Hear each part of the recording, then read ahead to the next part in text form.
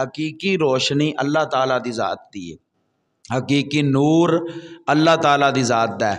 اگوں اللہ نے اپنے یار نو نور عطا فرمایا اور پھر یار کولو روشنی لے کے باقی ساری دنیا دے انسان جڑے نے وہ چمک دے نے پے۔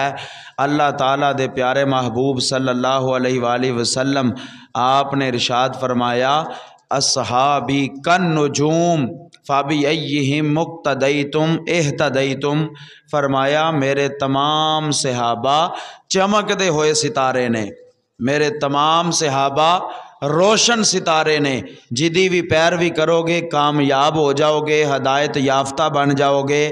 اللہ دے محبوب نے فرمایا کہ میرے تمام صحابہ چمکتے ہوئے ستارے، اصحابی کن نجوم، روشنی والے ستارے۔ اے صحابہ نو روشنی کتھوں ملی ہے؟ جتھوں اے چمک دینے پہ صحابہ نو روشنی ملی ہے مصطفیٰ کولوں، اور مصطفیٰ نو روشنی ملی ہے عرشاں والے خدا کولوں۔ اللہ نے یار نو روشن کیتا، پھر یار دے نال جڑے صحابہ لگے یار نے انہاں یاراں نو روشن فرما دیتا ہے۔